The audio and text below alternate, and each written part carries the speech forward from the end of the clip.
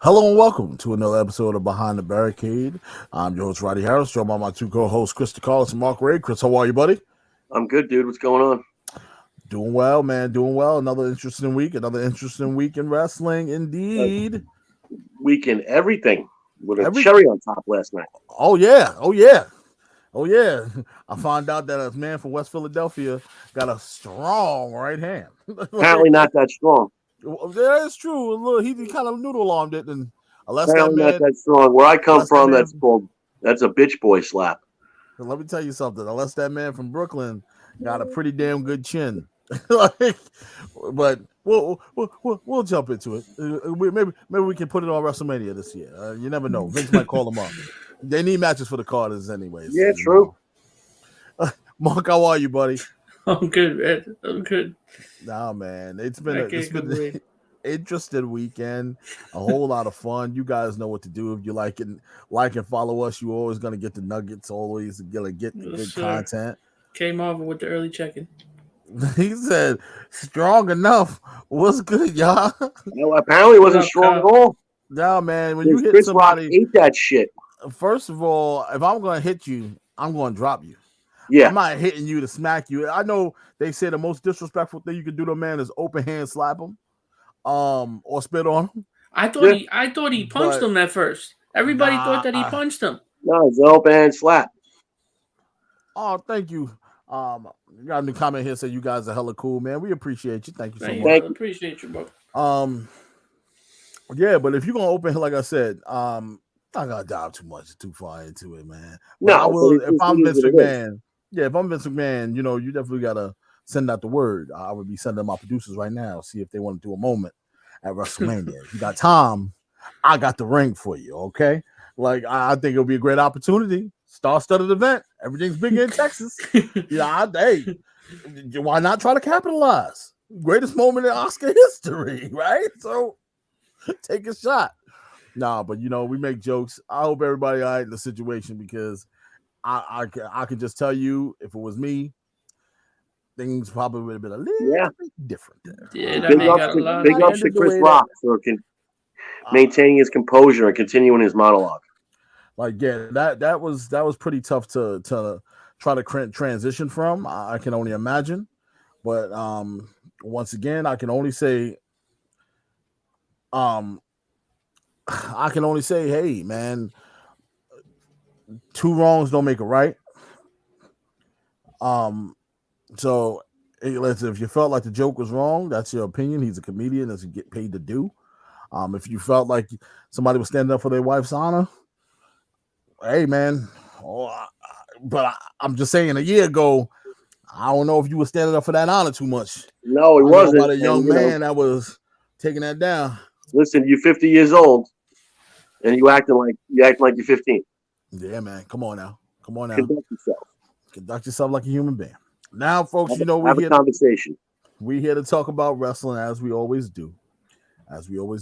And WrestleMania is right around the corner. Me and Andrew nailed down the itinerary last night of what's going to happen. You gotta be. I love. Thanks for that, Kyle. Man, he goes. That's exactly what I've been saying. It's two grown men. That's what I'm saying. Two grown men. Have a conversation. He goes. Both are right and wrong at the same time. Exactly. Like there's a time and a place for everything. And live TV was not it. Before we get into this guy's question, what was so difficult about just pulling the man to the side after you got your Oscar and say, "Man, I felt that it was disrespect to my wife. Can you apologize?" Yeah, well, it was so disrespectful. He laughed. He did laugh though. He laughed, and then you saw her roll her eyes. That's he had to go on with his puppet show, and I never liked Will Smith, and people always like, why? First of all, I don't like his fucking movies. Second of all, maybe that might be why, because he's an entitled douchebag. If any one of us did that, we're getting arrested, getting pulled out of there. If The Rock made the joke, I guarantee he ain't run up there smacking The Rock. Yeah, well, that's a fact. Entitled douchebag. But big ups to Chris Rock because he handled it well. They did talk after the show and things were smoothing over. Okay, hey man, things are moving over. But still, I wouldn't have smacked the grown man on national television. That's just not my style. Why would I make myself look bad in the court of public eye? Yeah. And also one of the biggest moments of my career. I'm not trying to ruin that for anybody. That's one of my biggest moments of my career. I'm gonna take this moment. I'm gonna talk to you behind closed doors, and we're gonna settle that alone. And the last thing I'm gonna say about this is, if you've ever seen the Comedy Central roast, oh, right now, I mean, Pam Anderson should be slapping everybody. Alec Baldwin. I mean, honestly, the stuff that's said about that woman on those roasts. Listen, so that's all I'm saying. The things they said about Pete Davidson's father, I can't even repeat. So for those of you who know about Pete Davidson, here's my advice for Will Smith: grow the fuck up. Yeah, man. It's a lot that I think there's a lot more. You make movies. You're not that important, Will Smith. I'm sorry. You're just not. I think there's a lot more mentally going on there. Me personally, I think it was more than just a joke. I think it was something else going on with himself. Now, it had nothing to do with Chris. Yeah, but with himself. It's a lot to take in when you got people hounding on you, calling you, telling you ain't a real man and all this other stuff. Hey, man, you gotta grow up sometime. Grow the fuck up. Can't go live with your Uncle Phil. Now, WrestleMania right around the corner. So what's the itinerary? Itinerary is for you Friday. Well, for us, we are going to land Friday afternoon, and we're going to look around and see if we can grab SmackDown tickets because at this point, we're like, we can get a day of. We're not gonna rush here and pull up and see if we can grab them early. And I was like, yo, Andrew, we might be able to get tickets on the floor day of, bro.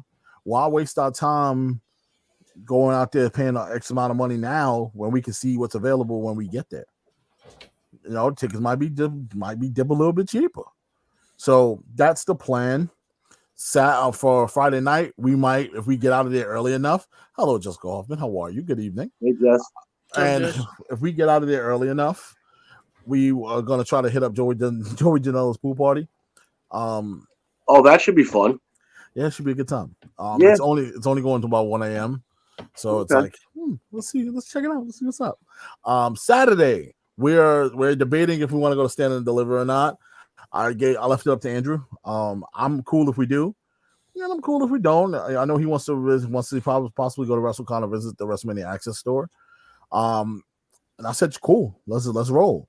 The Saturday night, of course, night one of WrestleMania. But when we get out of there, what are we gonna do? I told Andrew, I was like, the night is still young, and we have plenty of things to do in the state of Texas. So, so I told him so we can go grab some grub. We got to go to a nice restaurant, get some good meal.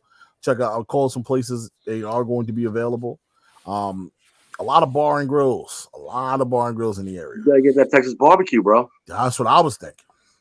That Saturday night, I was like, why spend the money in Texas Stadium and AT&T Stadium when I could just go out to eat right after? Oh, yeah. Doesn't make sense. Get yourself a pretzel, hold you over. And then I'm going to get some Texas barbecue. Now, Sunday is really wide open. I told Andrew, I was like, look, we can do a lot of things Sunday. If there's an indie show we can pop into, we'll hop in.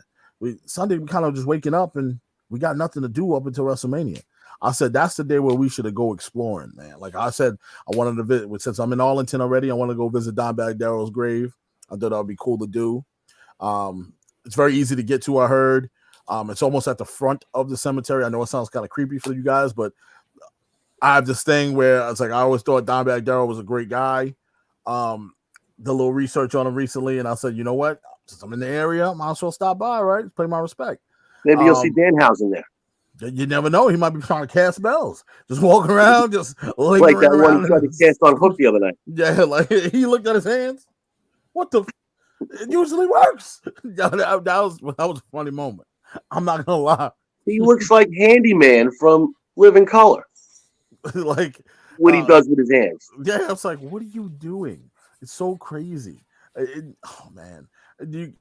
He goes, I want floor money. Listen, I got you. We like, okay, I got you. We're gonna get you there, man. We're gonna get you to the level. We're gonna have you level up. And Christopher Brown goes, you need to find a place that sells legit brisket, right? I'm pretty sure I could find one.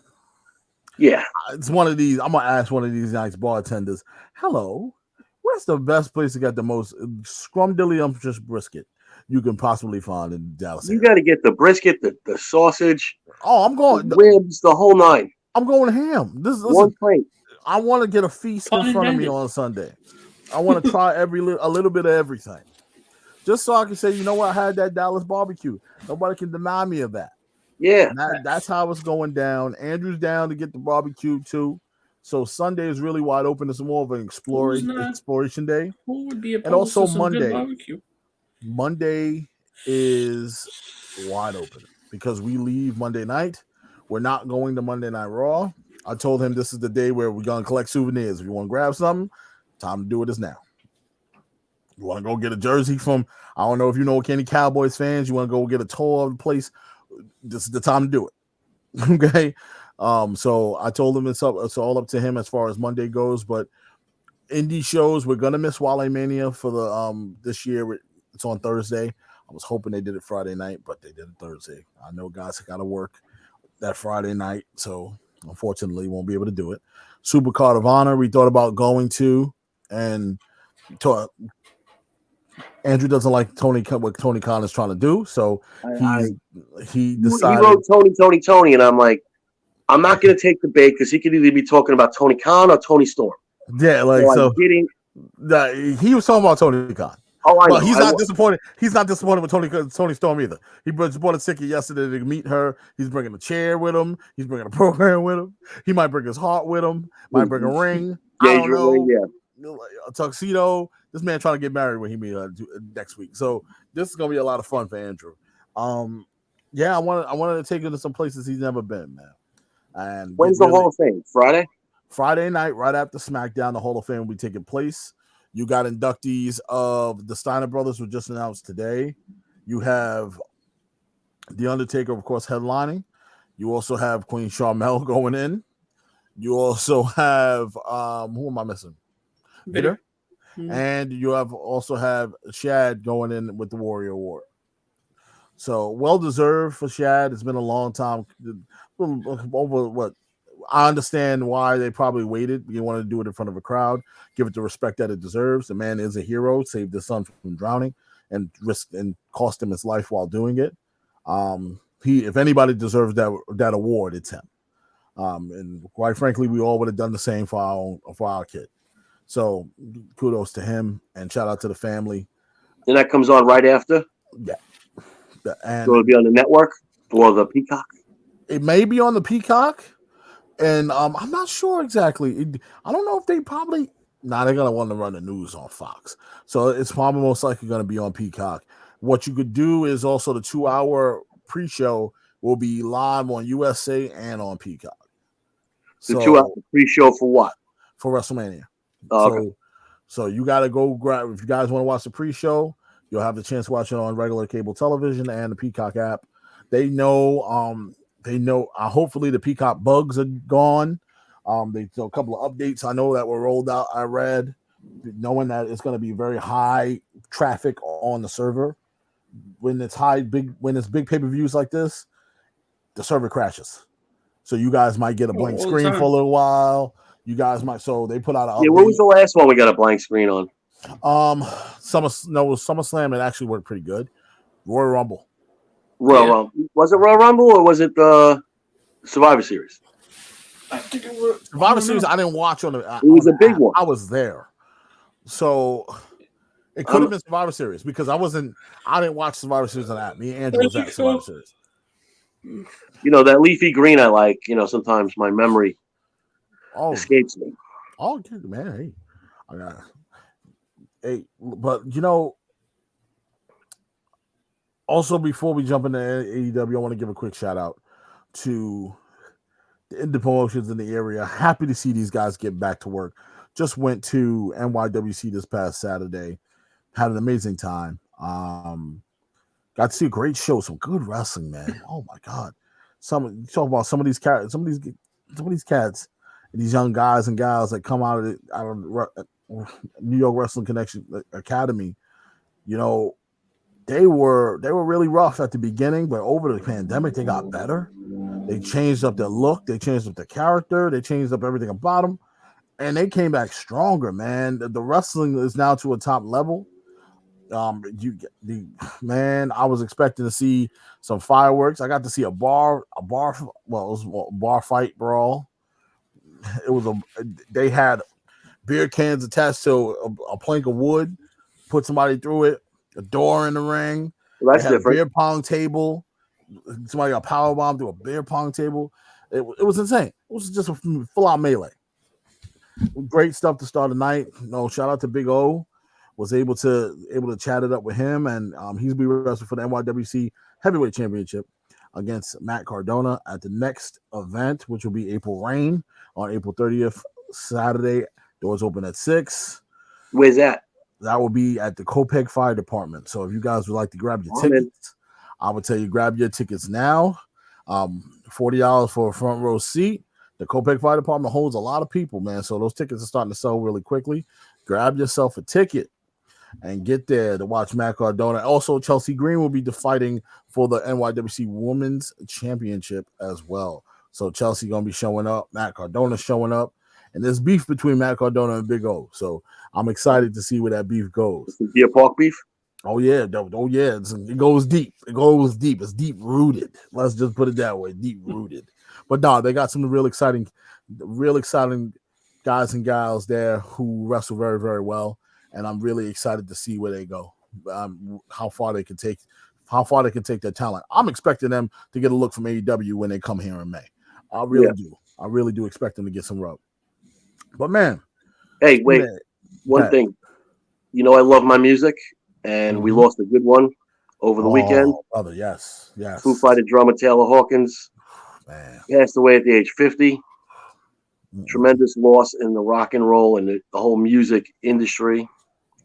And, I just wanted to mention that because, on top of wrestling, I do love my music. And, Foo Fighters are one of my bands, and don't know what the future holds for them. But, Taylor Hawkins, rest in peace.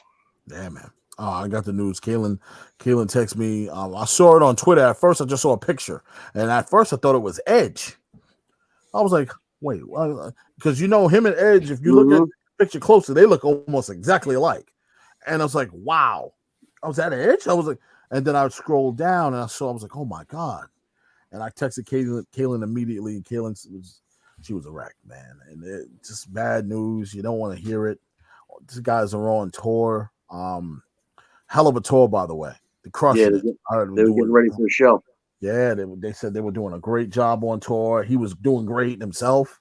Didn't see nothing really going on as far as what I heard. He looked like everything was copacetic and good to go.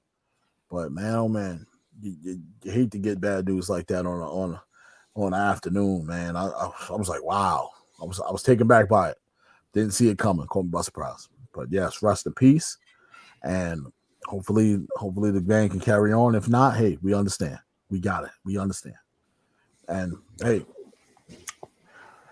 guys, take care of yourselves. All right, take care of yourselves, everybody. Everybody take care of yourself. You need help. You got something going on. Talk to somebody.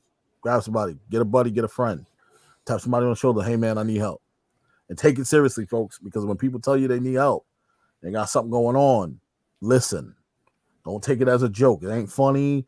You laugh about it after everything is all said and done. But don't take it seriously when somebody approaches you and tell you, hey, man, got something going on. Man, oh, man. AEW strikes again. It's the gift that keeps on giving every single week. Old Timers Day. Old Timers Day. Man, oh, man. Chris, you hit the nail right on the head. Old Timers. I like the name of that. Old Timers Day. And I have to say, Old Timers Day was very, very, very interesting. The level of love that Old Timers Day got was crazy. You had an 8-man tornado tag with Sting, Darby Allin, and the Hardys taking on Butcher and the Blade and Private Party. Yeah, Dax Harwood taking on CM Punk. Bryan Danielson and John Moxley taking on the Varsity Blonde. John Silver and Alex Reynolds taking on Chris Jericho and Daniel Garcia. Jay Lethal, wow, where you been? Jay Lethal and Adam Cole taking on each other. Red Velvet, where you been? And the legit Layla Hirsch battling it out. MJF cuts a promo, and of course CM Punk is getting back in the ring, guys. Get back in the in-ring competition. So we're going to kick it off right there. CM Punk taking on Dax Hardwood. Now, I expected nothing but greatness here because I know what Dax Hardwood can do in the ring. Old school mentality, gets it going. Hell of a hand, man. You can't really go wrong with any one of these guys when they step into the ring. I do like the idea of CM Punk wrestling guys of this ilk because it slows him down for a quick second. Let's take him out of that high spot image and stop putting him in here with high flipping guys and guys that can do too much. That's almost a little bit faster than he is. It throws off the chemistry of the match a little bit. So slow it down. Give him somebody like this that can work the mat with him, that can just hard hitting, solid technical wrestle match. This is what this would became. What do you guys had thoughts on CM Punk, Dax Hardwood? That was a good match, man. That was a real good match. I didn't expect anything less, like you said. I know the caliber of wrestler that Dax Hardwood is, so I thought he was like the perfect opponent for CM Punk. It was good. Yeah, good old fashioned mat wrestling. Good way to start the show. Absolutely. Oh yeah. And one thing I want to add here, you look at where Dax Hardwood and FTR in general, you look at where they are. AAA Tag Team Champs, kind of in that motion where they look comfortable where they are. I'm not saying that they got to go anywhere. Do you think it would benefit them to go elsewhere at this time? No. At the moment, no. Because we heard a lot of the innuendo and a lot of cryptid tweets and talking about. Me personally, I don't believe it. I don't think they're going anywhere. No. I think that they're right here, comfortable where they are, and I think this is the best place for them. Why not stay in a company that has the best tag team division, in my opinion, in all of wrestling? I feel like there's a storyline coming for them at some point. Yeah. I think it's right around the corner. It's going to bounce off. And this is a perfect way to start. Now that they fired Tully, yeah, it got a little obscene to see Tully just running around with these two guys. At a point, it's like, all right, Tully, Tully was doing too much. Like, I remember Tully had the tight shirt on out here wrestling before. I'm like, Jesus Christ, here we go. And this now running around with FTR was kind of like, oh, all right, move on. Now, 8-man tornado tag match. Oh my God. Guys, let's talk about it. I don't even need to tell you who's in the match. You already know who's in the match. Let's talk about it. Let's put it out there in the forefront. And before we get into it, I sent you that text message. I was like, why is this a fucking thing? Why is this happening? I don't know. I'm at the point where we're doing these tag team matches just to put everybody on the card to say they were on the card. You know how I feel about every week now. You know how I feel about having more than just duos in a tornado match. Listen, I don't think anybody loves a tornado tag match more than Roddy does. But this is outrageous, okay? This got out of hand real fast. Yeah, it was too much. It's all over the place. Literally all over the place. All right. All over the place. Can we talk about the spot? Can we talk about the spot that's heard around the world as the greatest spot that we ever see Jeff Hardy do? Guys, can I put something to you? Do you know that this man has been jumping off of things his entire career?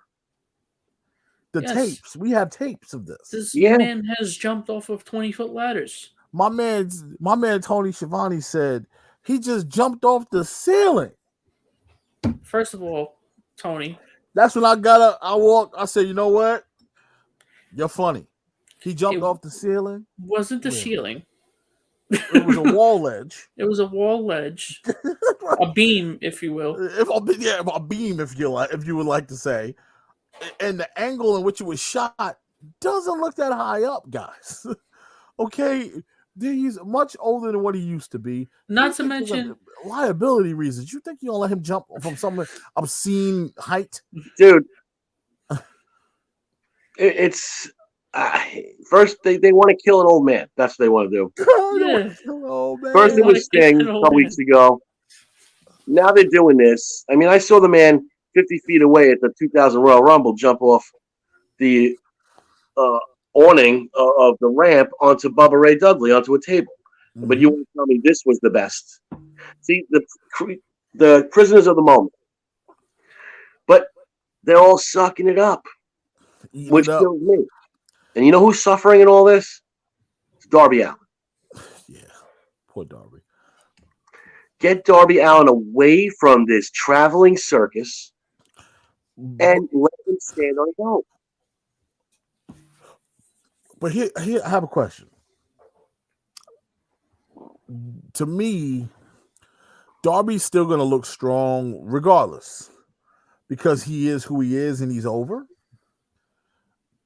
But at some point, when does it click to Darby? Like, what? I know you made the statement of the AEW World Heavyweight Champion doesn't mean much to you. So when does Darby Allin stop and ask himself, so why are we doing this? Why am I running around with my grandfather every week? Like, I don't mind if you want to have the old guys. I do mind, but I do. I'm trying to get it. I know you're trying to get casual fan and someone involved. Put Sting you got the Hardys out there. You got Sting like that. That'll be a perfect pairing if you ask me. Put him with Danhausen. But let him stand on his own. Just let him stand by himself. If you're going to put him with somebody, put him with Moxley and Danielson, who are asking for young talent to make them violent. That would resonate with me way more than this shit is. I think that you need to put Darby Allin at this point in a formidable tag team, not with Sting. The young guy compliments the old man well. I've seen a lot of people say that over the last couple of weeks. Well, it does work because he's a young guy and he's more agile and risk-taking. Sting is more of the vet that really calculated. More of a vet. He's checking into the shuffleboard league. Are you kidding me? I was like when you say more of a veteran, you know he's not like just a veteran anymore. Bryan Danielson is a vet. Yeah. Yeah. Sting is old as dirt. Sting is legendary. Sting is a legend. Like he's ancient at this point, and in pro wrestling, he's tarnishing his legacy. The more they throw him out there, I mean, he wrestles more than most of the guys we talk about all the time. He's been wrestling every week. And people are eating it up because they want to see Sting jump over things and do crazy stuff because he's 60-something years old and he can still do these things. Guys, there's plenty of guys that are 60-something years old that can do a lot of things. I'm not saying that they can't. But my question to all you folks out there, if Sting was put in the main event for the AEW Championship, are you paying to watch a 62-year-old wrestle? Let me ask you something. I ask one more again. That's the question I posed to you guys in the comments. Are you paying to watch Adam Page take on Sting for the AEW Championship at a pay-per-view? Let's say it's All Out. Are you paying for that All Out? Are you buying your ticket to sit front row to watch Sting take on Adam Page? Will you do it? There we go. It's embarrassing. I'm just posing a question. I'm not picking a side. I'm just posing a question. I am. Now Kyle goes, I think Lee and Yuta, it would be the best option. Blackpool Combat Club. Yeah, I agree. But if you're gonna do this with Darby Allin, see, like, correct me if I'm wrong, but didn't Darby Allin get himself over by himself? Yes. That's what I was going to get into. What the fuck does he need Sting for? And then the Hardy Boys. We don't know. Chris, who's done more damage to their legacy, Sting or Oldberg? I would have to say it's a toss-up. It's a toss-up now, I think, but Sting is really pushing that envelope. But I think Sting had wiggle room. And I'm going to tell you why. Sting had wiggle room because he's held to a higher upper echelon than Goldberg was. Absolutely. So he never reached Goldberg. Goldberg's never reached Sting's level. He was almost there, but he never got there. And Sting has some wiggle room to make mistakes. Because Sting was almost because I always felt like Sting was flawless to me. I felt like he was the perfect wrestler. But with your point that he was up here leads to my point that he's tarnishing his legacy more because he had more. He has more to fall down than Goldberg did. Fair. Okay. But the reason I'm going to explain why I'm saying that is because you know how a lot of older wrestlers do things because get back into the business because they miss it and then blah, blah, blah. I'm trying to give him some rope, but then I also got to remember Sting had a hell of a run in TNA, which just solidified his legacy a little bit more. Where you went the extra needle mile, like you filled your tank, but you held that trigger a little bit longer to get that reserve tank full, and that's what he did in TNA. And I'm not knocking his TNA work. I loved his work in TNA. It was actually really good. The point I'm making is in AEW, I'm willing to give him some free get out of jail free cards. But I'm running out of get out of jail free cards, man. I'm running out. Okay, I'm trying to give you the benefit of the doubt, Sting. I really am. I'm not trying to be mean. I'm just not gonna pay to see a 62-year-old wrestle for a title. Not saying that he is going to, but that's how I'm looking at it. I don't want to watch paying customer. Like as a paying customer, are you going to pay for that? No, if you're not going to pay for it, guess what? You're not going to want. Like nobody's asking for it. He's had enough title runs in his career. He doesn't need any more. I'm just saying that I was just being hypothetical. You know what I'm saying? Like, but yeah, But we have a guy like Darby Allin who literally has put himself over in singles comp, and he don't need nobody. The kid's got it. The kid is. This is going on way longer than I think. The kid is way over. I think that you have. I just figured out who Groot is. I figured out who this is. That's Andrew. Groot loves you. 54. That is Andrew. He goes TNA Sting with AEW Sting. Okay. He also goes TNA Angle over WWE Angle. Depends. That last Angle comment depends, man. Yeah, I don't even think you can reference. I don't even think he can reference AEW Sting. Yeah. The argument should always be, is TNA Sting over WCW Sting, and it's not TNA Sting over. Now, in his 40s, he carved out a nice little end of the road career for himself. You got to stop now, dude. You had your WrestleMania moment. You did it. You got to stop because it's embarrassing, and he's ruining his legacy. Because there are people not as old as me that have no idea what Sting was. This is a very profound comment here. He goes, if I'm buying a ticket and that's the main event, I'm getting them for the undercard. I'm not mad at you, Kyle. I'm not mad. So if you get a little tired by the main event, bro, I guess you're going home. You know what I'm saying? Like, but he also says Sting hasn't almost killed anyone in AEW. Goldberg, on the other hand, Saudi, anyone? Well, first off, Andrew, you just gave yourself up. Listen, that's stuff that happens in the ring. As far as, we all want to talk about the legacy. Yeah, like you just said, Rodney, the legacy wasn't close to Goldberg. Goldberg had his big rise in the beginning, but it wasn't sustained. And Sting's legacy was cemented in wrestling lore. Yeah. Now you're shitting on your own legacy. Get the fuck out of the ring. Seriously. Tony Khan fucking start booking some guys that are in their 20s, 30s. The guy is 2 years old. In Tony's defense, I understand why Sting is going out there. Me personally, do I want to see it? No. But I get why he's doing it. You as much as we always say they want to stay in that 18 to 35 demographic, he also does want to get the casual fan in there. And if I'm going through my channels and I'm a novice wrestling fan, and I oh my God, is that Sting? I might stay a little while. I haven't seen this guy wrestle in years, man. So it's an eye grabber. Good in the beginning, which is fair. Which also keep in mind. But now, do we take him out of the ring and make him a manager? Just take him out totally. Get rid of him. I would personally, in my opinion, will have Sting working with some of the guys backstage, helping these young guys out, understand their gimmick, understand their character. He's 62 years old, still painting his face. Yeah, it's fucking embarrassing. Yeah. Even Ultimate Warrior knew I can't. It's like Adam West putting on the Batman costume at 60 years old. No, he didn't. He didn't. You don't want to see it. Oh, Jesus. Shout out to Adam West. Nah, man, I'm Batman. I was just watching Batman. Nah, I just watching the Batman movie from 1966. Him and High dancing. Yeah, that's just hilarious. One of the funniest moments in movie history. I don't care what no one says. Andrew, how do we know it was you?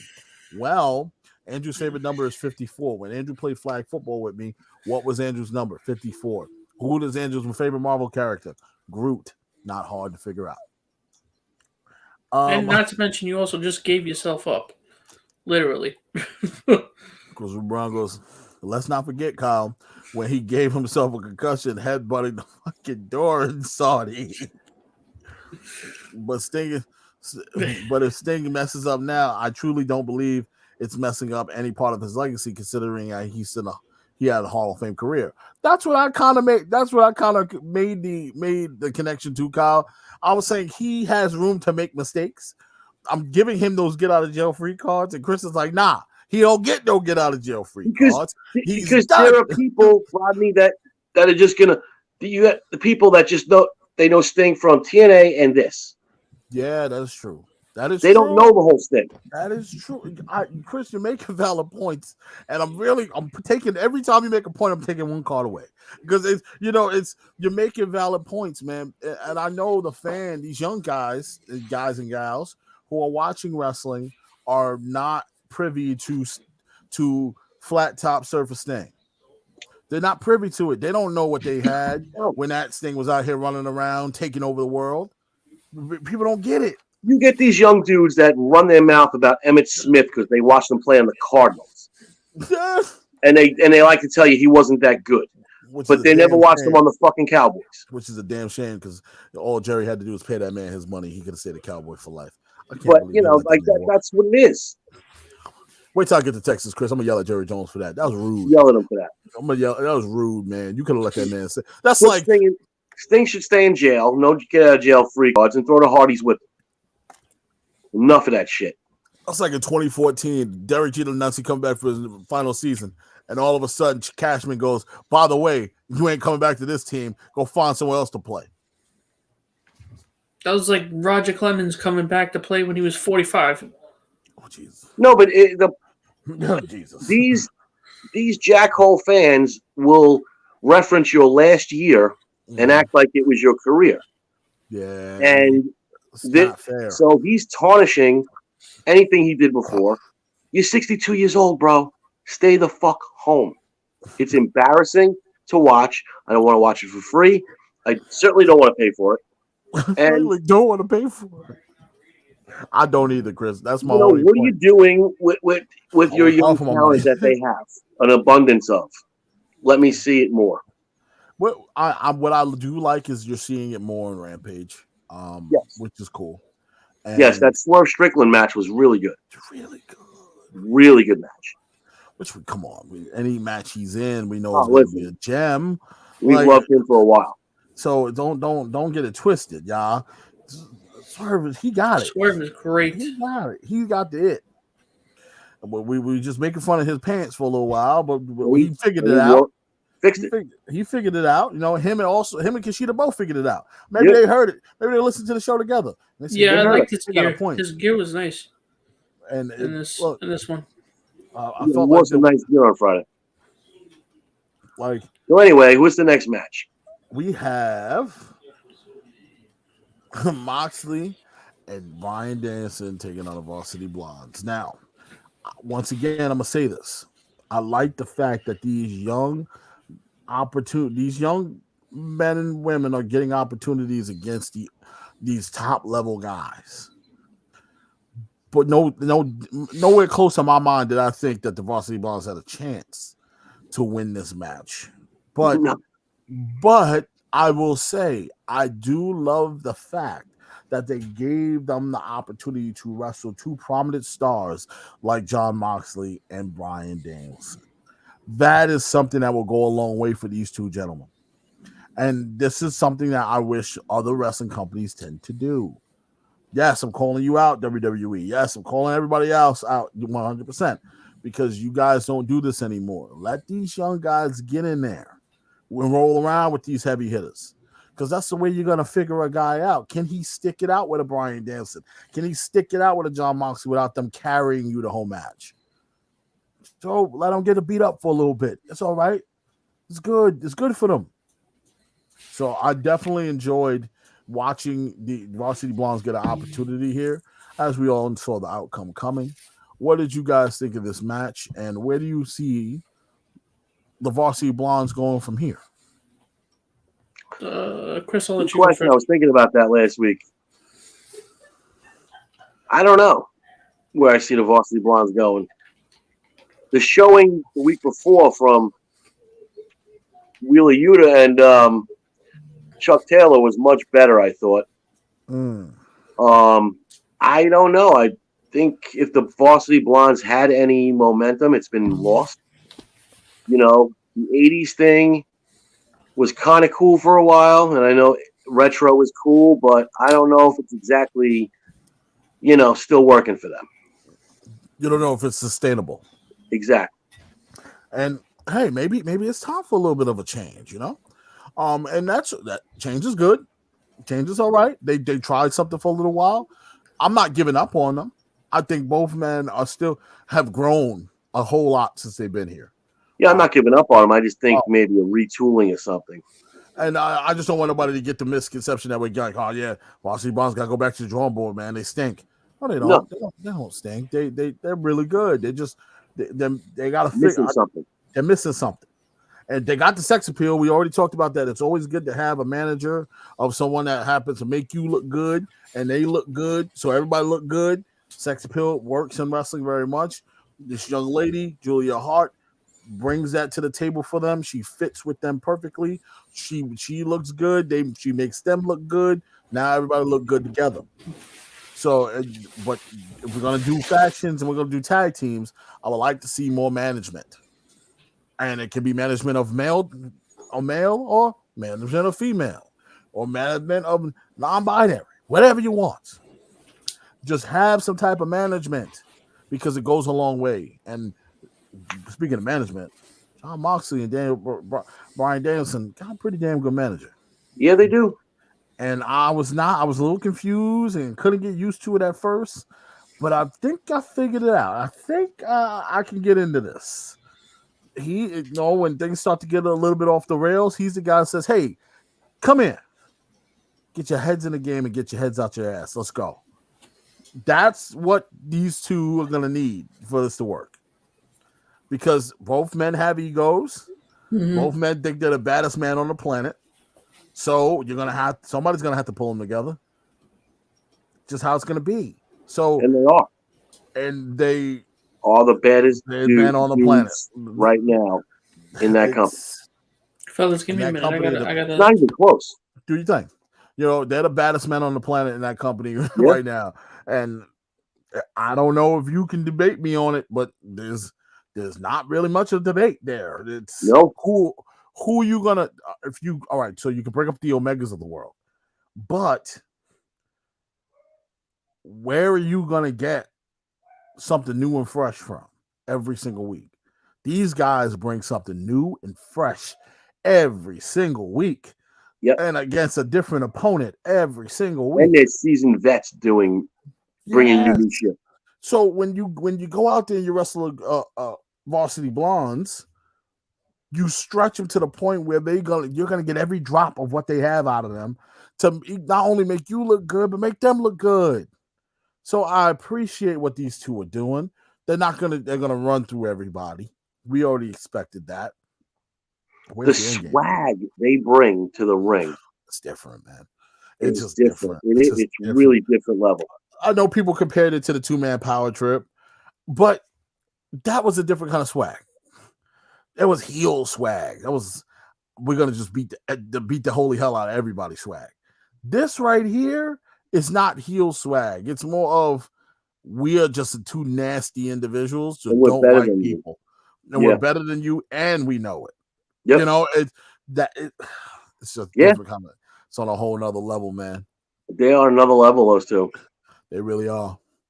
Now, here we go. Speaking of, I'm better than you, and you know it. Well, before we jump into that, let's get into some of these comments because they're blowing up. Good. You got Christopher Brown goes, the only reason why guys like Sting is still is because, well, hold on, slow down. The only reason guys like Sting is still wrestling is because guys like Khan don't have enough faith in younger members of the roster to get over. With the fickle fan base, that's why he trots guys like Sting out there and run them into the fucking ground. That's a loaded statement, but hey, man, I can't say that he's wrong. And Kyle goes, and that theme, though. Oh, yeah, talking about Swerve's theme. It's big time. It's big time. I love it. I love it. What Groot goes, who is the mystery woman signing for the match against Bunny this Wednesday? It's going to be Toni Storm. She just released that OnlyFans. Now she's about to get some real fans. Come on, somebody got to push that OnlyFans. Kyle goes, I bumped that shit so hard in my car. Yes, man. Let the world know. New theme, new thing. Groot goes, by the way, love the whole Julia Hart thing. All right. Is you like the thing or do you like Julia Hart? That's which one you is like it? Julia Hart. Which one is it? I'm on to you. Kyle also goes, the best thing about this is that their opponents look like they can put up a real fight. And look, that's what I love about it. Because Athena, like the when we talk about MJF and we talk about what he's been doing over the past year, I find it very hard to believe that this man is not going to win Wrestler of the Year in 2022. Since the month of Tamia, since before January, he has been one of the best things in this company. He did an interview with Ariel Helwani last week where he spoke about, people come out here and say, he's in character. He says what he's going to say. But in a lot of ways with MJF, I don't know. I feel like he's that way all the time. So he's going to say what he has to say regardless of if you like it or not. That's just who he is. Yeah. He came out flat out and said, I'm in this business of making money. And Ariel Helwani asked him if Tony Khan presented you with a contract right now. He goes, no. He just cut him off. No, I'm not signing anything. No, I'm not. Not at all. I'm in this business to making money. I'm not signing anything because I know my worth. And he goes, and if it happens to be WWE that signs me a check that says a couple of extra zeros on the end of it, then you guys know where I'm going. If Tony Khan decides to slide me a check and got a couple of zeros, then you know where I'm going. So it doesn't matter. He goes, it doesn't matter to me. I'm going to be me. I'm the best damn wrestler in the world. And you guys know I'm the best wrestler in the world. He goes, I got looks. And he goes, how do you know you got looks from WWE? He goes, I got people that said they're very much interested in me. They are. He goes, I can't legally say anything. I can't name drop or anything. But I know they want me over there. And they're willing to pay a hefty price. He goes, yes, 2023, my contract is up. 23 is it's up? I think he goes, no, 24. But his contract is up at 24. But he said if Tony Khan offered him a contract extension in 23, would he take it? He goes, no, he won't. And be stupid. He wants stupid to take it. And he wants to test the waters. He wants to see how much money he can milk out of anybody. Which who is he wrong for doing that? Absolutely not. Absolutely not. So we all know in 2024 he will be making a humongous debut on Monday Night Raw. and he will be the best damn heel in all of wrestling, the same way he is right now. And it's not close anymore. I'm I just think happy. Go ahead. personally, I think that if he does go to WWE, he's gonna blow up. Insane. The way WWE is gonna fucking headline him. Look, I always said, when you look at WWE, who's the best heel they got in the company right now? Right now, Well, Roman Reigns. Roman Reigns. Yeah, But that's Roman Reigns is the top guy. It's a guy, leader of the locker room, basically the face of the company. Who takes yeah. over for Roman Reigns? That's the big question, right? Same way it was like, who takes over for John Cena when he's ready to go? I think MJF is not the guy that's going to be the face of your company, but I think MJF is the guy that's always going to be the natural asshole of your company. The guy that you can always put in front of people to piss them off. Listen, let's be honest. They haven't had something like MJF in how long? I mean, honestly, I applaud the fact that he openly mentions other companies. I applaud the fact that he basically says, "You are not going to get me to give you the hometown discount." Because what? He'll be what in 24, 27, 26, He's still 27? young, man. He's How still old is he? young. He's 24, right? Yes, 24 years old. Yeah, he's All only right. I mean, 24. Yeah. I don't think WWE has ever seen a signing like this is going to be at the age 26. You know what I'm saying? When he comes in. He could talk. He can walk the walk. He could talk. Now we're seeing that the wrestling is starting to complement the talking. He's showing that he has the total package. The point I'm making is Randy's on his way out. And I always said that Randy was the guy that was always the heel that you could flip him at any time because he's always going to be a hell of a heel. And So, he's that guy that can replace a Randy Orton.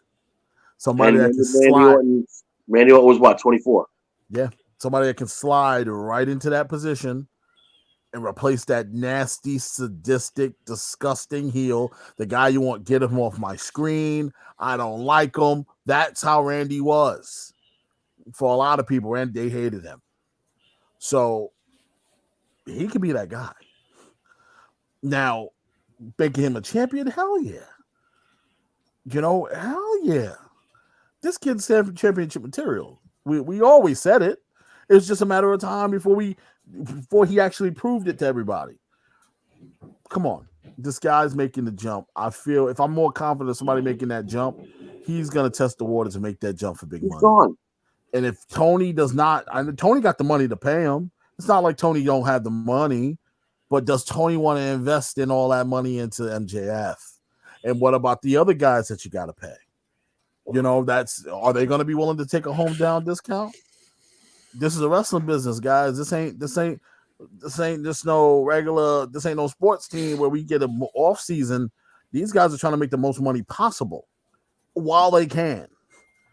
So who's willing to take that pay cut so MJF can get his cut? I don't think a lot of people are lining up to get that money cut off that check. So he's going to go to a place where he's going to be able to blow up. And WWE's that spot. They can really make him into a full-blown superstar. He is a star right now, but a lot of people don't know his name. I think they're But going you to will take it to know. the next level. Yeah, you will know who Maxwell Jacob Friedman is. I just think he wants to be on a WrestleMania night. I think that's what I think he's gonna be headlining. He's gonna have his face everywhere. He's gonna have merch sales out the ass. You might have now be looking at the next headliner, the next showstopper. This guy might just be it. So don't sleep on him because he's sitting right here and he made it very, very clear. I'm going where the money goes. I got in this business to make money. So whoever can make me a millionaire first, pay me. Mm-hmm. And I'll show you what I'm about. Just pay me. That's all I'm asking for you to do is pay me. Nothing wrong with that. I'm poor man. Go get your bread, brother. All right. He cuts a promo on Wednesday night against Wardlow, and basically telling Wardlow he owns him. I own you.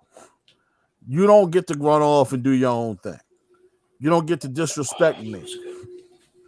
But the beauty about this is that he set this up so perfectly to also keep the door open on the CM Punk situation, but also understand that Wardlow is going to run through everybody in Pinnacle until he gets to MJ. We're going to run the gauntlet, and then we're going to have the match. And we said, free him up of his contract.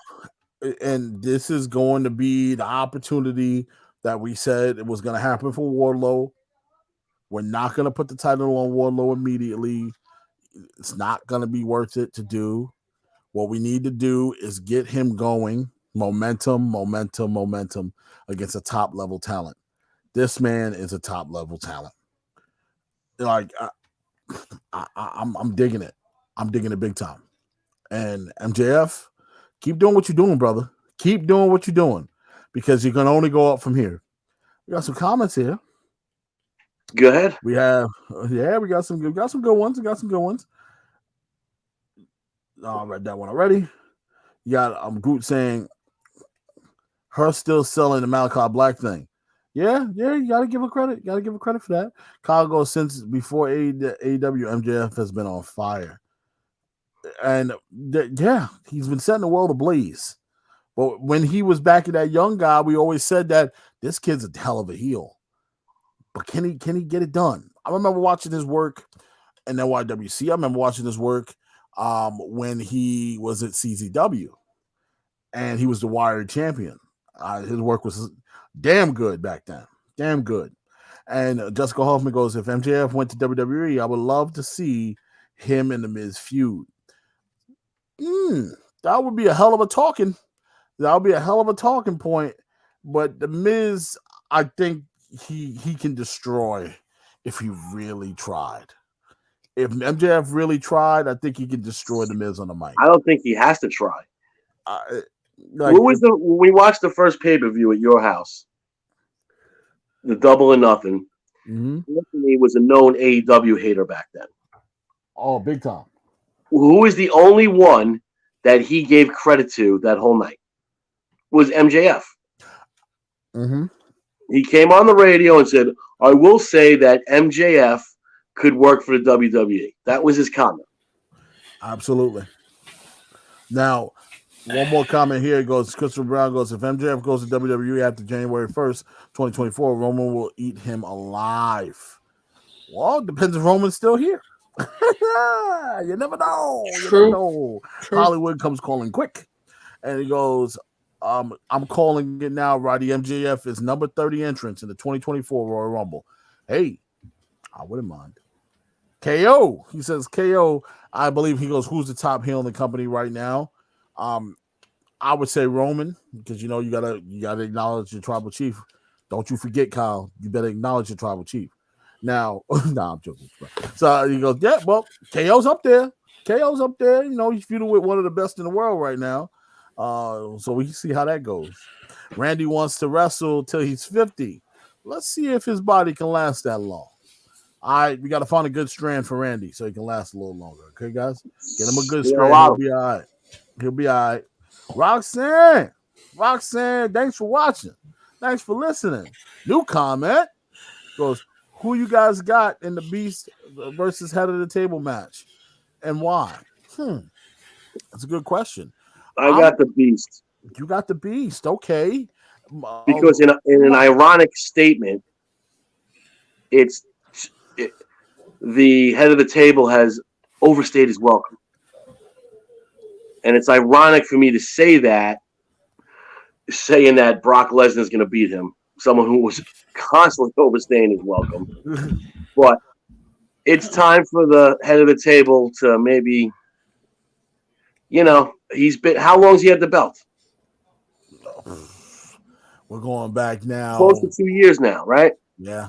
Yeah. 2 years. So, close to 2 years. Oh, close to 2 years, I should say. And I'm going to, the way I throw it out there about everybody else, I'll throw it out there about Roman.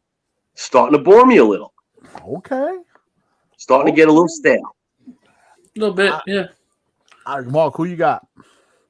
I'm going to go with Brock. Oh, you're going with Brocky Boy. Yeah, Cowboy Brock has won me over. Oh, he's excellent. That's why I'm going with Roman. I think Cowboy Brock is so excellent. I can't just put the title on him. I gotta keep this going. I gotta keep Cowboy Brock alive. But he'll be Cowboy Brock with the 2 belts. But Cowboy Brock with the 2 belts leads to Cowboy Brock losing the 2 belts, but then Cowboy Brock losing his steam. I need Cowboy Brock to be chasing because I think he's enjoying his work so much. I think right now Roman is in a prominent position to do something that everybody's been chewing on, asking for. I personally think you don't have to do this feud next year with a title, but people are gonna want a title on the line. You really don't need one. But once again, who's taking that other than Brock and Roman? Who's taking that title and running with it? Who's told them to unify the titles and running with them? I say Kevin Owens can do it. I personally think that you really dropped the ball on guys like Finn Balor and Damian Priest, and you really Seth Rollins can do it. Seth, well, you never know with the rumors that's going around because rumors. Rumor has it Vince is meeting with Seth tonight about what's going on. Yes, I am, Mark. Yes, I am. I got you. Okay. And because I get a little nervous. So I'm sitting here saying, you know what? What's the best thing for them to do? You're gonna have top level stars, Roxanne. Think about this. You have Roman Reigns still, you'll have Brock Lesnar still. The way things are going, if the rumors are true, you're still gonna have Kevin Owens, you're still gonna have Seth Rollins, you just might damn well have Cody Rhodes. That's pretty damn good if you ask me. So that's a pretty good slew of guys you could choose from to take that next step. And that's a lot of good matchups for a lot of people. It is Cody, I'm starting to think it ain't Cody. I've tricked myself into thinking that Cody ain't coming. It's Cody. I've tricked myself, Chris, because I said, man, nah, I don't know, man. I don't know. But, we'll see. We'll see. Andrew, let the people know if there's going to be a hot takes this week. I'm not too sure if Andrew's going to go on. Live from the hotel. Wait, what was that? What did he just say? Because I changed my mind about the men's Money in the Bank winner, and it would be Braun Breaker. And he would cash in that night. Okay.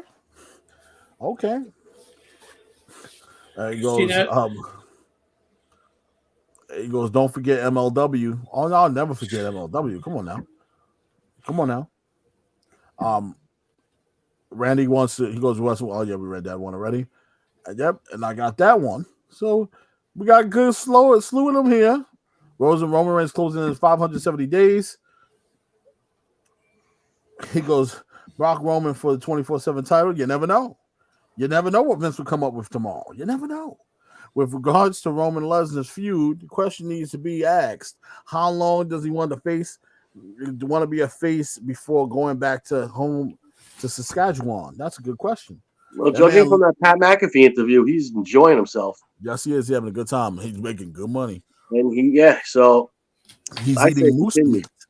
He enjoyed Moose's meat, by the way. That's what he said. Moose meat is awesome. Sir, the meeting happened this morning. Oh, it happened this morning. I didn't see. I'm sorry. I'm so sorry. I was looking at the Smack videos all night. It was like Smack Fest on Hot 97. Oh, shout out to Hot 97, Peter Rosenberg. But I was watching Smack Fest all morning, so I didn't see the meeting. I'm sorry. I missed it, Kyle.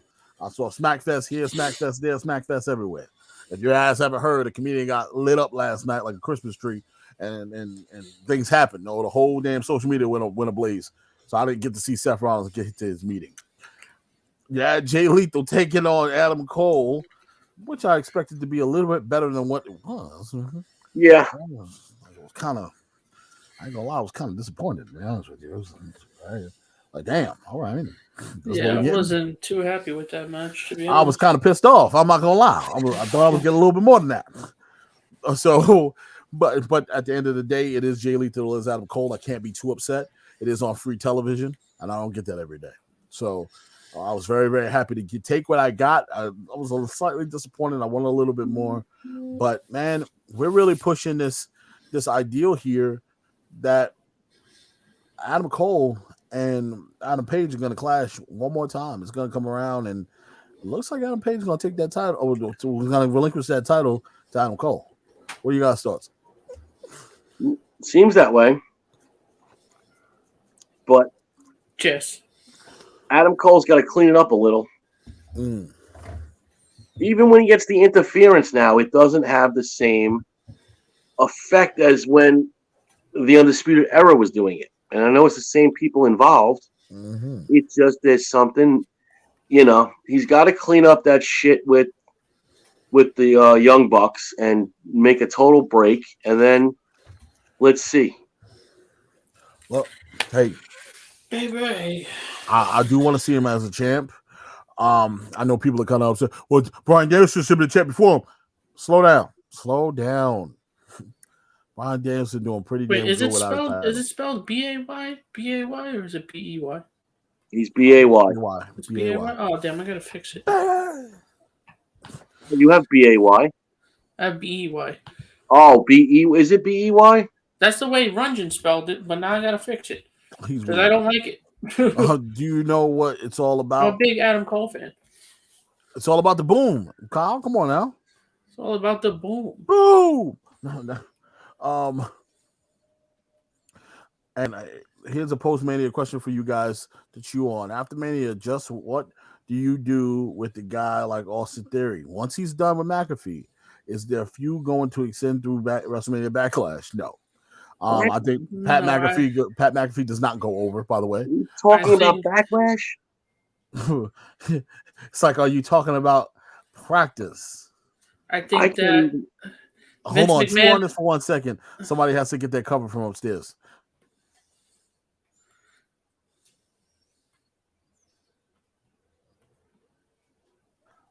Keep it going, guys. Keep it going. Oh, okay. Yeah, I don't know. I think Vince McMahon's going to strip Austin Theory of his first name and part of his last name, and he's just going to be called The. The way he's going, man, taking L's left and right.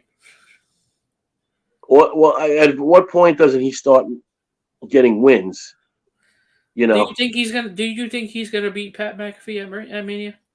I would hope so, because otherwise, why are you putting him in there? I mean, if you're going to build a star, he's got to win. Sir. There has to be some momentum, or else he just becomes a caricature. And I think they've done that with him for too long now. That's true. NXT was trying the same thing with him. Yeah. And, he's another young guy that could really do something. He's got the talent, man. Do you think Austin Theory is meant for WWE? Yeah. Yeah, if he's used right, he's got the look. Trish. Hey, Trish. He's got cold. the look. I know. She got the Snuggie on. I'm kind of upset. He could do. I need some warm shit like that. He's good in the ring. They need to. We talked about it before. He needs that 10-bell salute. What do you call it? He needs that engaging entrance theme that'll really get you invested in him. Yeah, I think. But he's got to start winning. Yeah, he's got to start winning. I feel you. I feel you on that. If he's got to go over on McAfee at WrestleMania. That's really what it comes down to. He has to go over. If he doesn't go over, we're gonna kill the poor kid before it even gets started. He's a good heel. Mm-hmm. I hate his fucking gimmick. Put the phone down, and start doing heel shit. It screams to the kids of today. It does, but at the same time, do we need it every episode? It would be if he was winning, you wouldn't give a shit. I wouldn't give a shit, but that he needs to start winning is the problem. We're gonna speed round this. That's football. Go ahead. Thank you. We're gonna speed round the Sammy Guevara Ty Conti nonsense. Adam Lambert comes out with the TNA Championship, kisses it, and then he tells him, "Oh yeah, you don't know where that title's been and what we done with it." Really, dog? Really? That's what we're doing? Look, I understand y'all together. I understand y'all banging, but listen, I don't care. Okay, I don't give a damn. We can leave the sex jokes at home. Thank you. We have a legit Layla Hurst taking on Red Velvet. Has Red Velvet been hurt? Does anybody know? No, I think she was just on. She cropped up like a month ago. I just think they have her on a back burner. And I just got a memo for Ty Conti. It's called OnlyFans. If you want to do that kind of content, open up the OnlyFans. You're welcome, Christopher Brown. See, I gotta thank you. Finally, I gotta thank you from the fans. Also, look, everybody doing it now, right? Everybody outside of WWE doing it now. Even the great Nia Jax has an OnlyFans now. Ain't that something? I mean, we'll move on. We'll move on real quickly, but hold on, that was a curveball. Just if they're doing it just to give Ty Conti a bigger platform because she's with Guevara, I'm not going to say I like it. I'm just going to say if that's the reasoning, so be it. I was gonna make a joke about that whole Nia Jax having an OnlyFans thing, and Rodney, if you know my personality, you know exactly what I was gonna say. Leave it alone. Leave it alone. Leave it alone. Leave it alone. I know what you're gonna say. Leave it alone. Did he just? Yeah, I'm trying to pretend you didn't say it because I don't want some images in my head. I know that's something that Andrew wanted to subscribe to. Anyway, John Silver and Alex Reynolds taking on Chris Jericho and Daniel Garcia. Daniel liked this kid, man. Daniel's got a good look to him, man. He's going to be all right. He's going to be all right. I think if he sticks close to Jericho, he's going places. And the kid's pretty good. But man, can we just say that I'm over the whole Jericho Appreciation Society, and it didn't even start yet. It didn't start. I'm over it now already. It's just, oh man, what are we gonna do? What are we gonna do with this? It sounds dumb. It's a dumb name. Jericho Appreciation Society. What was the name of Moxley? What was the name of Moxley's group? Blood, Kyle put it up there before. Something.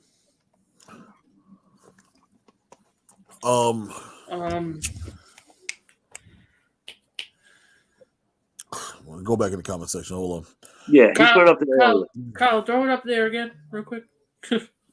My point was that was a good name. Mm-hmm. They seem to shrink the House of Black back down to House of Black. Blackpool Combat Club. The what? The Blackpool Combat Club. Yeah, I like that. That's nice. I like it. Oh, he went back to Behind the Barricade presents Andrew's Hot Takes will be taking place on Thursday. So check that out, guys. Thursday. What day is that flying out? Friday. Okay. So we'll do okay, fair enough. We'll get it done. Mm-hmm. Oh. But nonetheless, we have the match. The main event of the evening. John Silver, Alex Reynolds. I've seen these men wrestle a whole lot in my day. Got the pleasure of watching these guys back in the good old Deer Park for a long time. I got a lot of respect for them. And I got a lot of appreciation for these guys. They come a long way, man. They have. And the grace to see them wrestle again with Chris Jericho and some people, legends in this game, it's been crazy to see. So I have to give them big credit. The Dark Order, come on, we've been giving the Dark Order credit for years now on this show, and what they've been able to do for what they were to what they are today is night and day. How did this match benefit the Dark Order anyway? How did it help them in any way? Does it help them? No. Like I'm very much confused about this. Like I don't see no benefit here. No, I don't. Listen, you know, he looks better. He got in shape. But let's be honest. It's time for Chris Jericho to go out to pasture as well. Ooh, he doesn't need to be on there every week. Yeah, he doesn't. Chris putting everybody out. I'm putting them all out. Sorry. Leave him on the commentary team, man. You got to go. Leave him on In the the commentary famous team. words of Martin, get to stepping. Like, if you want a job that bad in wrestling, stay on the commentary team. My bad. Stay on the commentary team, exactly. It's old timers day, man, and I'm just tired of it. I'm not upset with it. As far as him trying to help put guys over, I just feel like he putting the wrong guys over. Well, we do like Daniel Garcia, right? So why isn't Garcia in that match tagging with Jake Hager? That is a good point. That's a very good point. Well, star-studded opportunity to put Jericho in the main event. Okay. Come on, he doesn't need any more main events. You don't. Sorry, I'm yawning, folks. Excuse me, but it's been a long day. He doesn't need more main events, man. No. And I think that you have the opportunity here to do bigger and better things with him, as far as on a production side, as far as helping these guys out. Like I said, I do like the fact that he kind of is at the forefront helping guys out directly. Hey, Dan Garcia, put him with me. I can help Santana Ortiz get a rub here with their pair with me. I can help MJF get over a little bit if they put him in a segment with me. I like that about him. But I feel like, hey, man, it's not really working right now. And we got to dial it back. How is this going to help 2.0? How? I don't think 2.0 can help 2.0.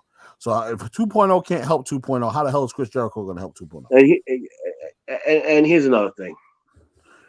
62-year-old men should not be wearing face paint, and 50-year-old men should not be wearing leather pants. That is true. Even John Bon Jovi switched over to jeans. Even John Bon Jovi went to jeans. So, I mean... That was a very good Even analogy. David Lee Roth got rid of the leather pants. Yes, he did.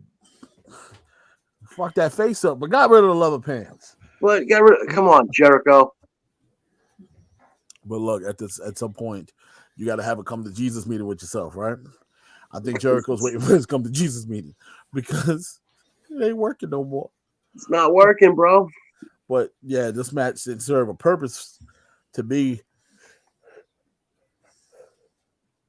You could have closed the show with CM Punk, or you could have closed the show with the Jay Lethal Adam Cole match. You could have, You could have closed the show with MJF. You could have did that. Thank you for saying that, Mark, because back at WCW's heyday and also Raw's heyday, a lot of times they closed out the show without it wasn't a match. It was good promo. It was some promo that turned into something else.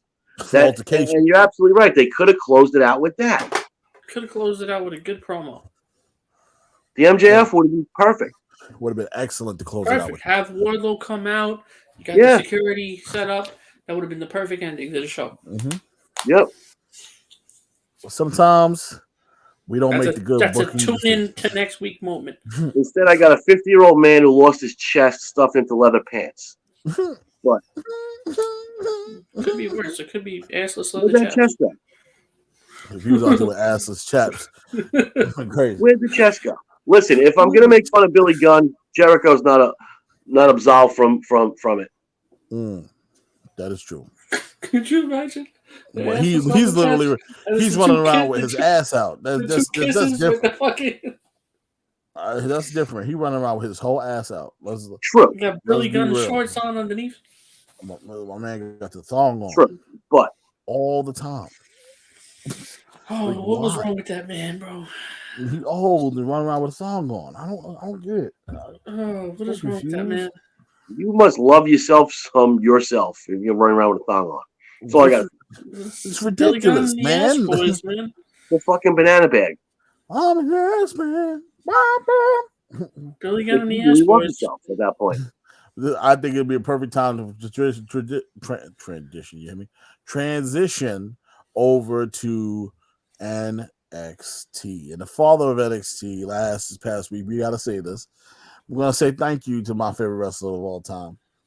And we're gonna say thank you to the man that helped build one of the best promotions in pro wrestling, and give it its due, because a lot of those wrestlers and a lot of that backstage crew all wrote something beautiful about him, gave him his credit, and said, "You know what, man, we love you, wish you the best, and everything is gonna work out for you."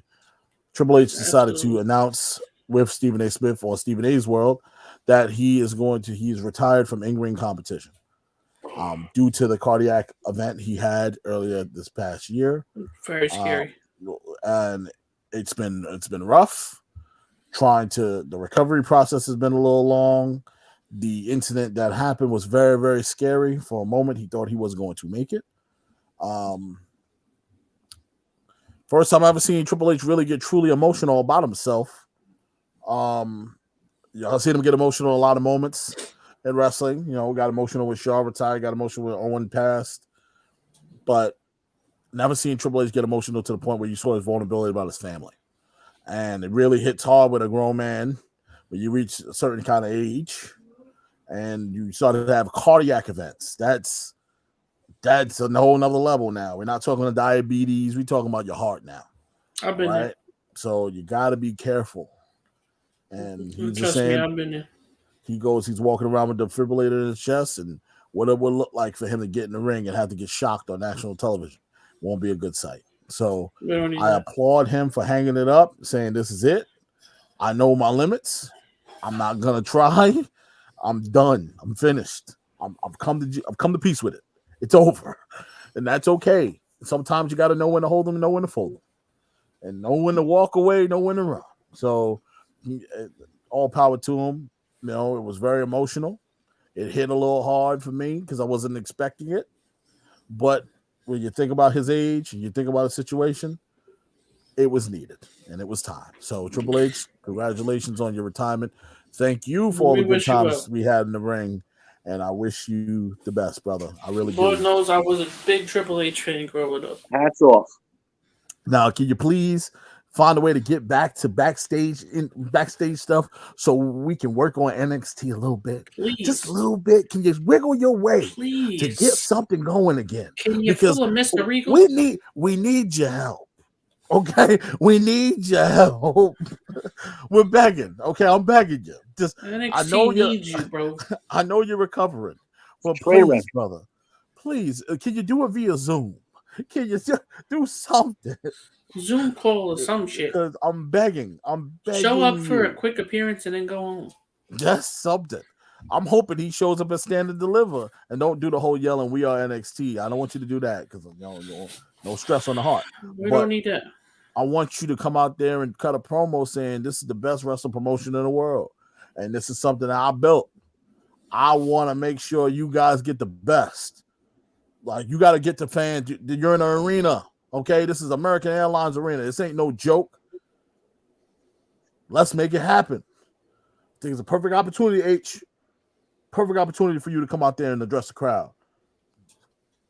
But nonetheless, NXT. Ladder match qualifier. Roderick Strong with Malcolm Blevins taking on Solo Sikoa. Now, Solo, this kid is good. Boy, oh boy, is he good. He got a mixture of everybody, man. He got a mixture of his daddy in him. He got a mixture of his two brothers in him. He got the tools, man. Mm-hmm. He can put. I just want to see him. A couple of things I want to work on is putting it all together. Sometimes in the ring, I feel like the communication gets broken, especially when he's working with somebody a little bit more experienced than he is. But this is why you're here. This is why you're NXT. You can work on these things, man. You can take these opportunities. So I think that he's one step away from taking that next step, and he'll be soonly called up to the main roster where he can make an opportunity for himself and make it happen. Do you see him get put in the bloodline? Do you see? I don't know if you go that far just yet. But I think that he'll make a good spark on a Monday Night Raw where they can use the help, for sure. Yeah, I think there's going to be... He's going to wind up in the bloodline. There's no question about it. But they're going to... I think there's going to be a build-up to it. Mm-hmm. He's going to have part of his own storyline first, and then there's going to be a build-up to that where he does wind up in the bloodline. Absolutely. So... the way I look at it is you have a big spot here for Sikoa to be wrestling Roderick Strong. We talk about a guy that was a cruiserweight champ. Now finds himself in a situation where he's qualifying for a ladder match. Where do you guys see Roderick Strong at this point? I don't know, man. That's a tough one. Chris, what do you got? Yeah, I don't know what they're doing with him. I know he's got another shot to get into the ladder match this week. Mm-hmm. Tomorrow night he'll see if he can qualify, but I don't know what they're doing with him. I really don't. I don't either. It's odd to me. I don't feel like they have much for him anymore. And it's sad because I like No, he's obviously the guy they're going to put in there to enhance the young guy. I get all that, but I don't know. He's, one of the best in-ring performers in the world. I would hope that they have something more for him than they have, and I hope he qualifies for this match other than this Johnny come last week. What was his name? Yeah. I don't want him to get into a situation where he feels like re-signing with WWE was a mistake for him. Well, I think the re-signing of WWE is where was he going to go? Where was he going to go where he can make a splash? I'm comfortable where I am right now. I'm making good enough money right now. Where am I going to go? Ciampa, same thing. We all going to pile in on AEW? Do they have enough TV time for me? Yeah, where's Ciampa? Like Ciampa right here getting TV time also across Brandon. He's hopping from brand to brand. Then you got I see Roderick Strong could be in that situation that Ciampa's in where they can use him from brand to brand. Just don't change his name to Butch. Don't do that. Don't do that. Don't change his name to Butch now. I think Butch the Wild Dog. Butch the Wild Dog. Wait. Hold on. I missed it on Smack. That's what they call him? No. I'm just saying the way he's acting. Sweet Jesus. I was Rodney, he's acting the crazy. Wild Dog. What the? Rodney, he's like a rabid dog, and they gotta hold him back. Which I don't like his look, man. He looks like he looks like who the Keebler Elves call when they going through some shit with the Bisco. Look, no, but that's what Roderick Strong's looking at. By the way, he is ready to seize the day and attack Mr. Pulitzer. That's exactly what he's going for. Okay, him and the rest of the newsies, they getting it in. All right, so they're looking to seize the day. And he'll shine your shoes when he's done. Damn right. He wants to sell a couple of papers. He'll deliver the papers. Like, that's it. He'll shine your shoes. Shine your shoes and do anything. All right. Like Tiny Tim. That's what newsies do. Oliver Twist. Oliver Twist. Well, sir, can I have some Please, more, sir, can I have some more? Some more. No, he's like the evil Oliver Twist. Oh man, it's so bad, It's so bad. Tony D'Angelo versus Dexter Lumis with Indy Hartwell in his corner. My girl, Indy Hartwell, finally gets some TV time, man. It's about damn time. Like I can't do. Why are we doing this to her? I don't understand. And she congratulated Gunther on the win. Yes, she did. And look, let me explain something to you. Dexter Lumis. If we're not doing anything with Dexter Lumis and Indy Hartwell, can we just release him? Let Indy go somewhere else. Like, move her up to the main roster. She's talented enough to do it. Like, so is Dexter Lumis. Like Dexter Lumis, he has a great gimmick. Nobody looks like him. So move them up together as a couple. I don't give a shit, but just come on, make it happen. I forgot how good he was in the ring until I saw him the other night. Oh man, Dexter is great, man. He has a strong move set. It can get over. It's not hard to really sell to people. His creepiness it's a character in itself. Something that Vince would love to have on a main roster. That creepy, eerie character that you like, the boogeyman or somebody. He can use. It's unfortunate he'll be used as more of a jokey joke character, but when he has to get down and dirty and wrestle, he can do that. So let Dexter Lumis get a shot at the main roster. Indy Hartwell is ready. Yes, sleeping on my girl. Stop and the sleeping whole on Duke her. Hudson thing. Oh, jeez. Come on. Duke He's not on their level. Duke Hudson. He's not on their level. Duke Hudson. All right, Duke. You all right, Duke. Duke is all right. I like Duke better than I like Grayson Waller. I'll give True. you that. Fair enough. Duke is all right. Grayson, but I don't think he's like on their level just to interject him in with Indy Hartwell and Dexter Lumis. That is true. As far as like what they are, I'm not saying his in-ring ability level. I mean, like just like the character, like they just kind of forcing him into that. It doesn't play well. You have Elektra Lopez versus Fallon Henley. Oh, she ragdolled her, dude. It's not even fair, dude. It's not even fair. It's not fair. It's not fair, man. She smacked that bitch around that ring. It's not fair. Elektra Lopez, she's a star. Mm-hmm. Elektra Lopez is a star. Why are we debating this? Why is this a thing? She should be. I think that she can make a real strong push to be qualified as the next NXT Women's Champ. Oh, a lot more than Cora Jade. Like I would take Nikita Lyons over Cora Jade right now as the next NXT Women's Champion. I do understand that Cora Jade had. Well, I keep saying that she's earned it, but she really didn't earn anything. I don't know how she got in this spot. With her little sad sack fucking Pippi Longstocking story? Oh man, I was just watching Pippi Longstocking the Pippi Longstockings the other day. It came on. I was like, why is this on TV? I mean, her story's not that compelling. But you got cut from AEW. Big fucking deal. But the point, I think I'm only guessing it's the story that's keeping her there. Is that it? I mean, listen, I don't like victims. Stop playing a victim. Like you got cut from something you weren't that good at. What do they see in this young lady that keeps driving them to push her to the top? And that you don't see in Elektra Lopez. Yeah, because she should be in that match. Yeah, I feel like how they've used her. Obviously, she wasn't being used enough to legitimately put her in that match, but she should have been. Mm-hmm. My bad, guys. I was laughing at the Will Smith Chris Rock thing. They dubbed over it with Mickey Mouse and Goofy's voice. Oh, Jesus Christ. Funny as fuck, bro. Oh, my God. I'm going to send it to you later, Rodney. It's horrible. Jesus Christ. Braun Breaker taking on Robert Roode. Can I say this? Yeah. Braun Breaker's music sucks. Yeah, I'm not. They got that generic shit for him. Can't they come up with an Undisputed Era kind of something for him that's original? Yet that generic music box made his shit. It's terrible. Give me some like Metallica for him or some shit. Like something. He needs something that hits hard. Some Godsmack. Something that hits hard. Godsmack.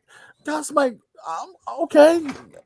But I want something more of a hip hop feel. And the reason why is because Braun got some swag to him. Hip-hop he got feel? a little bounce to his step. You know what I'm saying? Linkin Park and Jay-Z vibes? Something might be a little too slow. I think something more along the lines of it's got to be some Rage vibes. Okay, all right. You can say some. It's got to be a little. He said, "Ask Machine Gun Kelly to make a Braun theme." Absolutely not. I muted all his. By the way, I muted all Machine Gun Kelly songs in the video game. This man has every song off of every album in the damn game. I had to mute all of them. No, I'm tired of listening to Machine Gun Kelly, man. No disrespect to you, Machine Gun. No, make your paper, brother. But your music sucks, bro. You're not good, bro. Couldn't have said it better myself. Your music's garbage. It's hot garbage. It's hot. I'd rather listen to Sarah McLachlan and Reba McIntyre. Let me say it like this. For 2 weeks. Let me say it like this. For lack of a better word, Eminem ruined his fucking career. And a lot of people will sit here and fucking shut me down on that, but you name me one good song he came out with after Eminem shut him down in that battle. I can't tell you, man. He became a rock star after that. Because before Like, that, at that point, it was all titty did rap and he fucking did the ass and Motley Crue titties on the movie and rap became a track, bro. rock Like, star. I and don't then know. you did that, then you try to go punk rock, Yeah, now and now you full on wearing punk rock. dresses and shit. Like, Look, I don't know, man. your girl I'm got you confused. cross dressing, bro. Like, What has happened? Like, look, Machine Gun Kurt Kelly. Cobain wore a dress, but he was Kurt Cobain. but that's Kurt Like- fucking Cobain. He like, can do that. But my thing is, Machine Gun Kelly, your music's trash, bro. I'm gonna say it right here. I think Sorry, he's right trying here to to you. copy Me and you, Cobain's style brother. a little too Me and much, and it's you. not working for him. You get me Mariba McIntyre and Shania Twain. I'll listen to both of them all day long before I Facts. listen to you. I promise you, I will learn every Faith Hill song in creation before I listen to one of your songs ever again. I promise you. I'll go to the concert.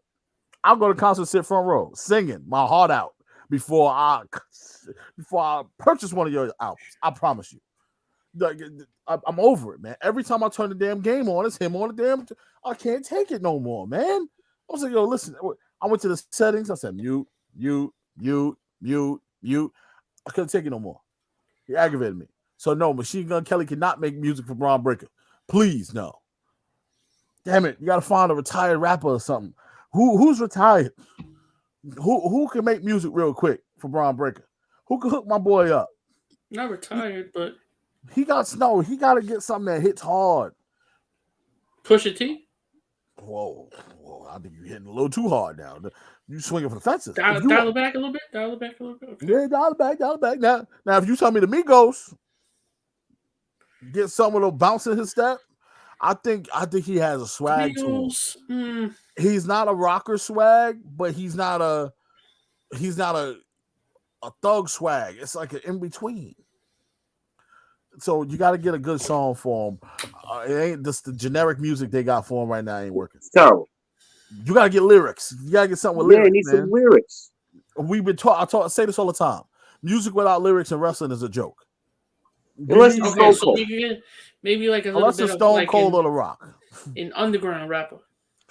Well, unless you're Stone Cold and The Rock. Kind of like how Hook but has, The Rock even has like the background. The Rock's like he has a little.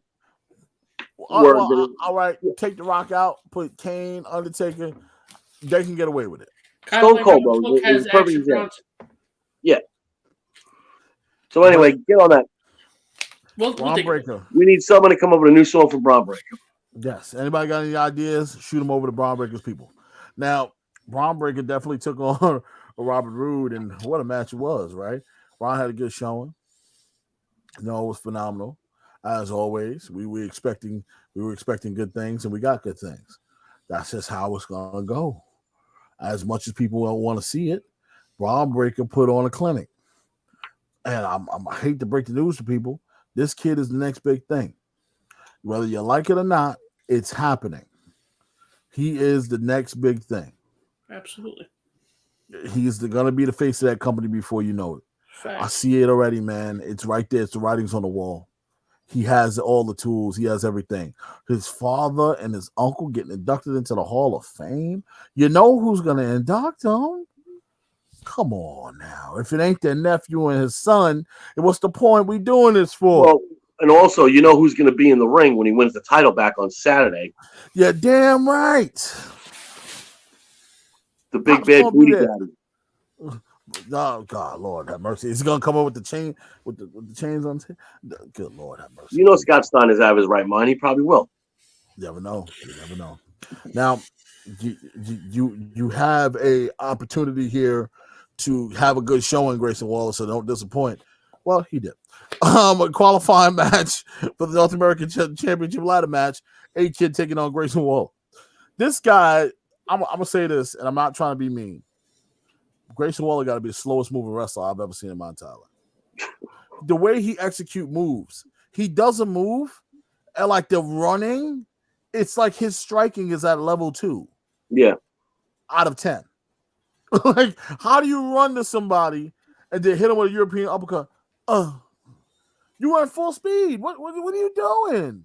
I watched this man do a baseball slide kick outside the ring on was it Tuesday, and I was sitting there saying, "What the? He's terrible. Why is he moving in slow motion?" I was so bad, and I was like, "Dude, he gotta get better. You gotta get better, brother. I'm not trying to crack on you, but you gotta get better." I think the fastest thing he did in that match was jumping off the top rope.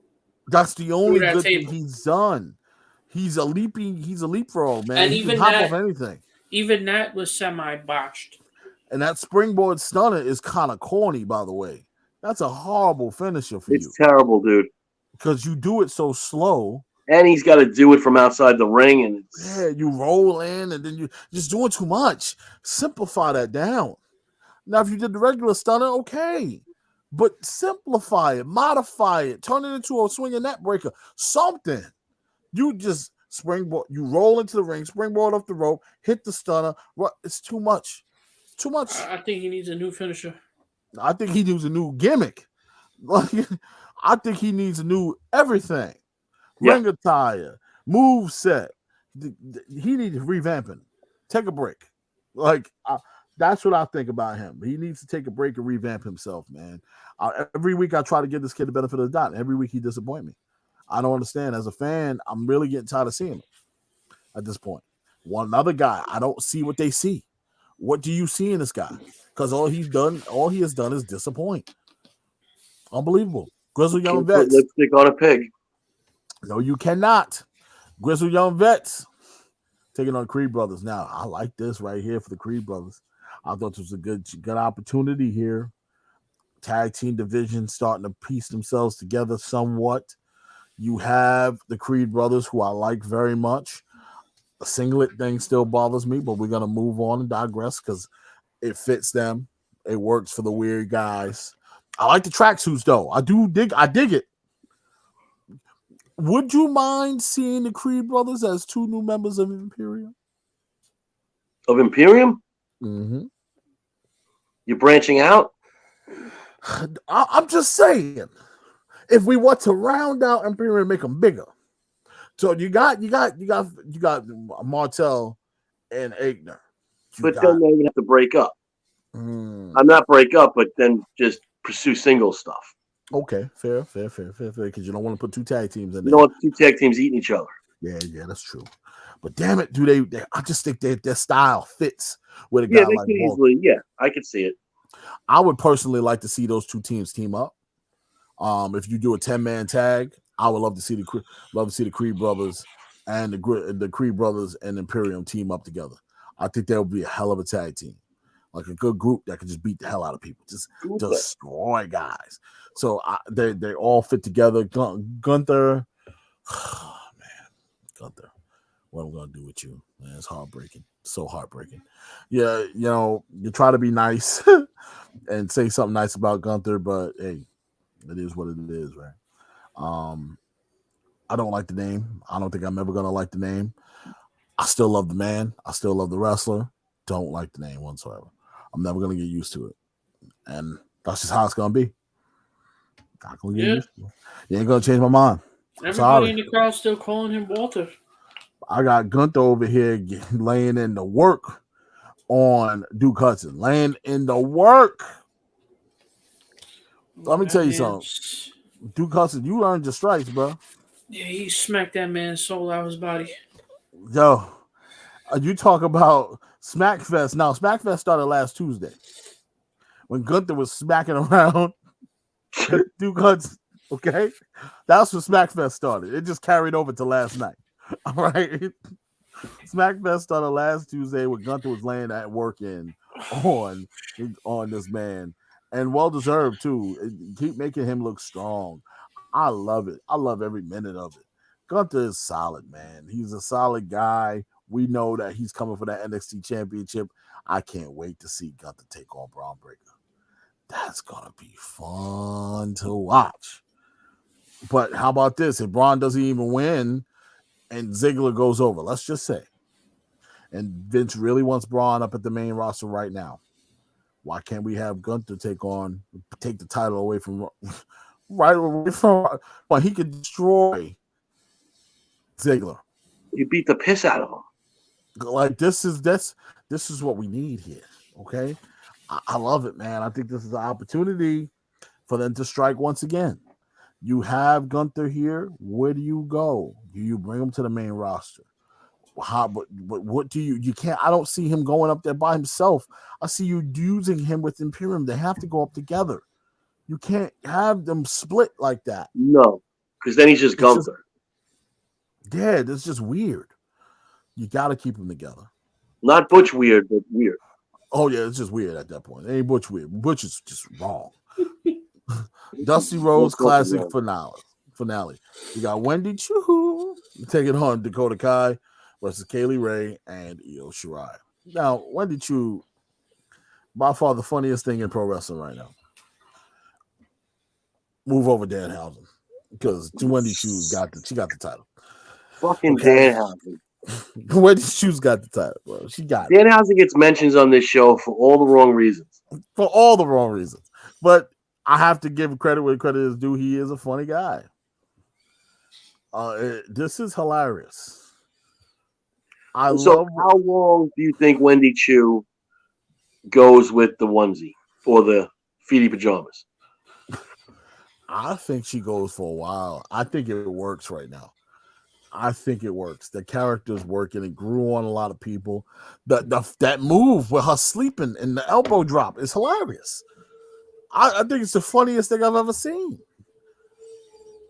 But the gimmick works. We went from dark to extremely happy. How does that work? But she made it work. She's growing on a lot of people. I think people are starting to get a hold of it. And this tournament really helped it because they put her out there more and more. And you got to see it a little bit. But, man, I tell you, NXT, guys. But got a question for you, though. At the end of the NXT here, you had the beautiful Toxic Attraction come out and really make a statement, letting the ladies know that at Stand and Deliver, we coming for you. A Fatal 4-way, possibly. You got these women that won the Dusty Rhodes Classic. They're going to be challenging for them tag team titles. There's a lot going on in that women's division right now, man. Tag team wise and women's title wise. Me personally, I think that trumps over the men's very much right now. I think Toxic Attraction's more of the attraction than the NXT Championship at the moment. And the women's championship is more interesting. Again, it's the person that's carrying it around. It's Mandy Rose. She's done it. Yeah. It's her. She's the person that set it all up. I can't even get mad at her right now. I can't. And then not to mention that all three of them are just beautiful, your ladies, and then they're carrying around gold, which makes everything better. It's going to open up the world of opportunities for matches that we've never seen. Like, I can't wait to see this version of Mandy Rose take on Io Shirai or take on a Kaylee Ray.